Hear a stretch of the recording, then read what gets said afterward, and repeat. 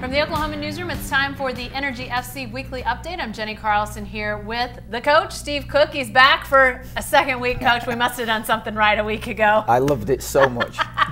Thanks for joining us. And just back from international competition, which we're going to talk about here in a little bit, Jaime Siaj. Jaime, great to have you here. Great to be here, too. Yeah, good to be back on American soil. But let's talk first about last week, you guys, in that intense match against Tulsa, in interstate rivalry. Second time you guys have played them this year.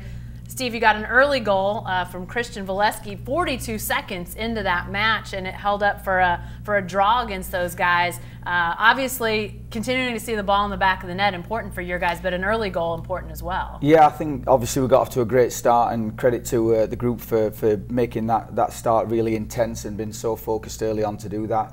I think we then maybe took our foot off the gas a little bit and unfortunately let Tulsa back in, but I think during the second half we really opened them up and played a great team performance, I think, in the second half. And the later the game went on, we always felt we were going to get that goal, and we had one cleared off the line, a couple of other moments that we felt we could have got the winner, but it wasn't to be. But again, anytime you go on the road in this league and get a point, it's a good day. Yeah, Jaime, after some losses, you guys have a win and a draw in the last two matches. What's the mood right now amongst the team? The mood, I think, is always been the same. We were confident that we weren't doing the things that we deserve, getting the results that we deserve, and the win, of course, took us away from all the bad thoughts and all the bad momentum, and I think that we could have beat Tulsa perfectly, so now we just have to keep going and get another good result this weekend. Yeah, and speaking of, Reno comes to town on Saturday to face you guys, another home match. This will be the final meeting of the regular season between you guys. It's a 7:30 start. Mark that down, folks. We'll talk more about the later start, but that's going to be set now for a few months as the hot temperatures come in. But Reno beat you guys in the last meeting. It was a 2-0 match in late April. Steve, what's important about trying to get back on the winning side against Reno on Saturday? Yeah, I think Reno are a good team. They're very consistent and hard-working team. Obviously, in the last game, we were, I think, probably one of our better performances of the season, playing really, really well. And unfortunately, we had a player sent off during the first half, which made it a bit more difficult. But I think obviously having 11 men on the field will be a big help. But I think really bringing again that focus, that intensity, that workman-like performance that we've put in the last couple of weeks. And I think if we can do that, we're in for not only a win, but we're in for a performance that I think we can be proud of. What about Reno sticks out to you, Jaime, when you think about previous meetings against those guys? Obviously, not getting a goal against them in the last meeting.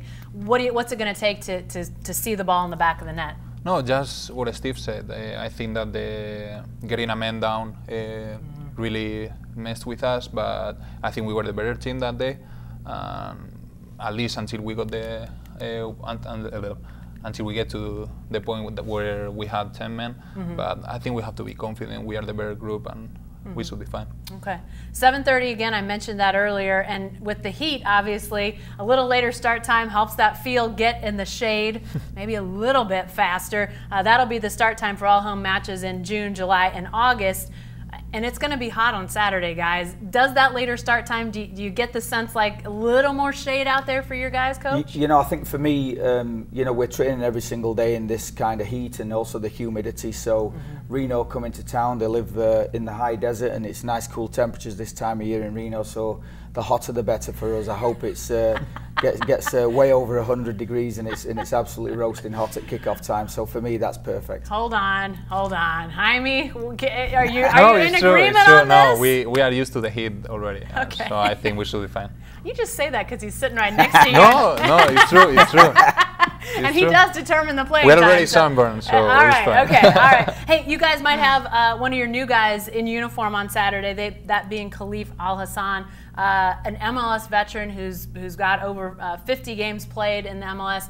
Steve, give us a little rundown of what to expect out of him. Yeah, he's been with us just for over a week now, about 10 days, and he was on the bench in Tulsa. And with Khalif, he's a player of great technical quality. He's had a couple of great seasons in MLS, and he's a pretty well-travelled veteran of soccer now. And I think again he brings a real intelligence to the game. He's got some spectacular goals in his bag as as well, and he's someone I think who we can rely on at any moment to not only provide something for us himself going forward, but he's a real clever player who can provide a final pass to one of his teammates. And I think with more players who can not only score goals but create goals for their teammates as well, I think Khalif definitely brings that, and he's a big addition for the group.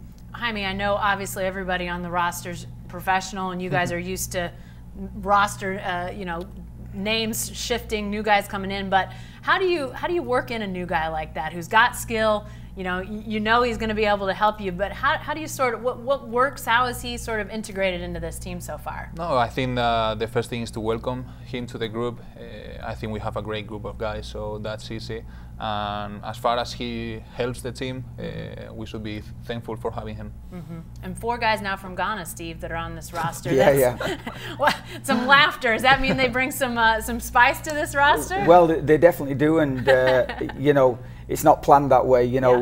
Good players from anywhere are what you're really looking for, and obviously we've got a couple of Spaniards in the group. We've got players from every corner of the earth, and we kind of like that. It gives it a different flavour every single day, and there's always a bit of fun to be had with that, and to welcome people in from all over the world who, because they're great soccer players and they're great people, is really why we bring them in. And wherever they may be from, we'd always take a look. But I think the core group is obviously American, and it should reflect Oklahoma City, and the culture of the group should reflect who we are as a people in the local market as much as anything else. But certainly having people from all over the world is a great thing for me, and it certainly adds a little bit of spice to life. Well, you mentioned the varied backgrounds. This guy sitting right here, I mean, you fit that, born in Spain, but your father is of Jordanian descent. That's why you ended up on the Jordan national team, getting only the 3rd energy call-up to a national team, joining Cody Larendry, who was on the Puerto Rican national team, and Coy Kraft, who was on the U.S. under-20 team. For you to get that call-up, what was that like? What was your emotion when you got that call? It was a great moment. I think that it's good to be part of an international experience, but the most important thing is to be representing your roots, and how proud I think my family and above anyone my dad is. So I hope I made him happy. And we just saw some highlights from that international match that you played against Cyprus in Jordan. You score a goal, and guys that maybe haven't been playing a lot together. Big moment for you, I assume. Yeah, it was hard at the beginning because I don't speak the language. They speak Arabic and I don't, so it was a little bit hard to communicate at the beginning. But the guys were super nice with me. They brought me into the group from the beginning, so it was easy. I just needed to learn right, left, and a couple of words to make it happen. So it was good. That's soccer language that everybody speaks on the field. It was interesting though. In addition to playing that international match, you were in Jordan at a time when the Islamic faith was celebrating Ramadan, and that created some interesting dynamics. What sort of things were happening that you as a team and you as a player had to sort of work around? Yeah, I never actually lived it myself, but I didn't know what to expect. I just knew that they didn't eat for the entire day. But then all our schedule changed. We would train at 11 p.m. at night. Then we would have to eat at 3 a.m. then go to bed. And I wasn't doing Ramadan, so I could eat whenever I wanted to. So I had to wake up in the middle of the day, eat a little bit, and then go back to bed to be rested for practice. So it was a little bit crazy, but it was good. Yeah, and the matches and stuff had to be at night because the players who were going through Ramadan and fasting had to actually eat before you could play, I assume. Yeah, I don't know if they were tired yet because we only had 2 or 3 days of Ramadan, but I'm sure they felt it afterwards. What was to have an international soccer match in the middle of Ramadan? Did the fans seem more excited, more enthusiastic about that, to have something like that happening then?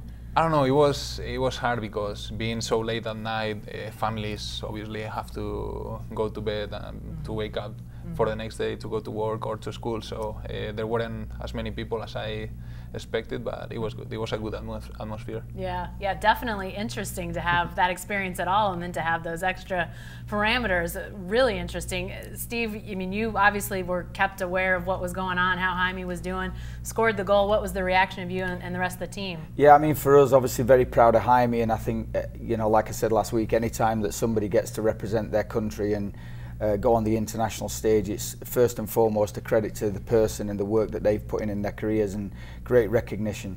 and I think for his family it's a special moment that should never be forgotten. To then go and get the call up and play in the game and score a goal on your debut is really special, and it's one that, you know, no matter how old and grey you get, you're going to remember those moments. And I think they're great moments, not just from a soccer perspective, I think, but the life experience, the cultural experience of seeing parts of the world that a lot of people don't get to experience, and be with people who mean a lot to you, and as new teammates, I think is really special. So credit to Jaime, and obviously his family are going to be delighted, and hopefully this is the first of many, many call-ups. Do you get jet lagged from that experience, or does the emotion of it all just carry you through all of the ups and downs? It was rough because the schedule it was so difficult and so different that my body, I think that at some point didn't even know what time it was of the day. But I got back fine, and I'm already recovered, so it's fine. Yeah. You're young. You know how to do this, so you got this all figured out. Well, you got another one on Saturday, so I hope the jet lag's definitely gone now. Again, 7:30, Reno, coming to town on Saturday night to Taft Stadium. You can go to Energy FC for all the information on tickets, game times, other details. Check all that out there, and be sure to stay with the best coverage team anywhere at newsok.com and every day in the Oklahoma.